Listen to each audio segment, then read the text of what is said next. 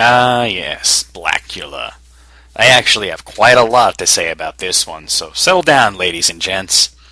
Dracula is a film that's very easy to disregard, and most fans of Dracula or vampire horror movies in general tend to do exactly that. It is the name and marketing of a typical blaxploitation flick. For those unfamiliar with blaxploitation, it's a genre of film that was popular from 1970 to about 1976, and it was characterized by all-black casts, stereotypical characters, and a low budget. Though the films were usually aimed at a black audience and usually gave negative impressions of white people, the films were usually equally offensive to blacks, and they were portrayed as a culture of pimps, prostitutes, and uneducated thugs. Oftentimes they had such charming titles as The Legend of Nigger Charlie, Coonskin, and The Spook Who Sat by the Door. The ones that didn't have obvious racial slurs in the titles usually had black in the title, and many times they were simply remakes of older films with a black cast and urban setting. The films were sometimes good. There are some classics in there like Sweetback's Badass Song and Shaft. But most of the films were poorly made, had racist sensibilities, and are for the most part forgotten. Usually the films were action comedies, with themes of black characters rising up against the man and calling him a honky several times. From its title, poster, and the era it came out in, it would be very easy to label Dracula as a blaxploitation film. If one does choose to watch it, it's easy to imagine sitting down with a big fucking bucket of popcorn, ready to watch some funky action where honkies get popped by a true blood sucker whose bite is out of sight. I mean, it says that right there on the damn box, so you're ready for cheap thrills, low-rent humor, and plenty of racial slurs. You'd be quite fucking surprised to find out that Dracula takes itself damn seriously.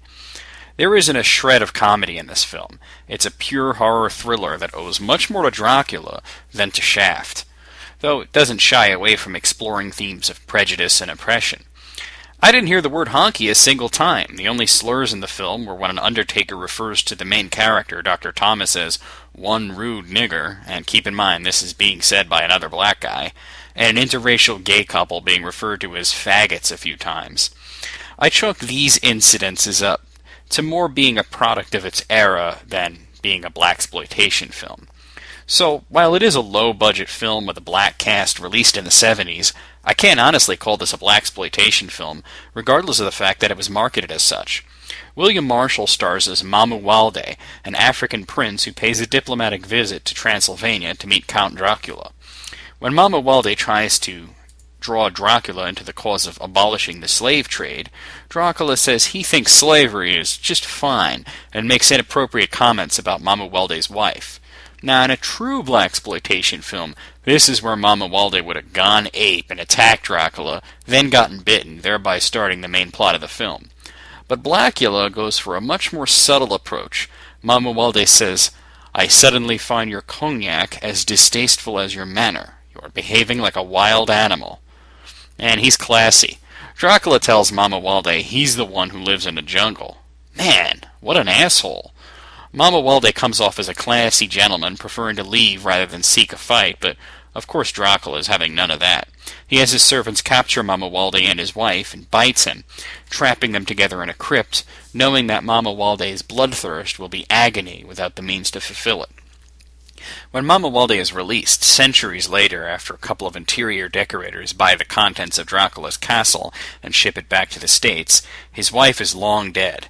He kills the decorators, something that you can actually sympathize with, as he's been trapped with his bloodlust for hundreds of years, unable to die. However, once he's fed, he still shows himself to be a classy vampire. Throughout the film, Mamuwalde does kill people, but he doesn't derive any pleasure from it, nor does he stalk innocent prey.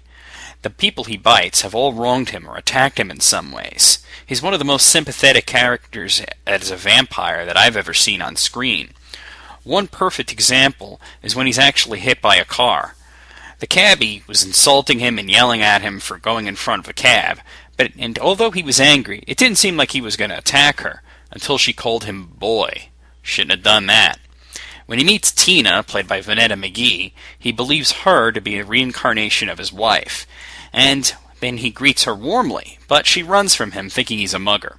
She drops her purse, and he actually shows up at a nightclub she frequents to return it, charming her and her friends. Meanwhile, Dr. Thomas, played by Thalmos Rosala, is attempting to investigate the mysterious deaths going on, and of course eventually comes to pin it on Mamuwalde, realizing he's a vampire. The film's climax is also great, as it once again breaks convention.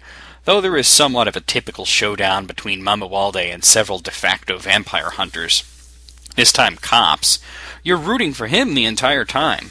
During the fracas, Tina is shot and Mamuwalde bites her to save her.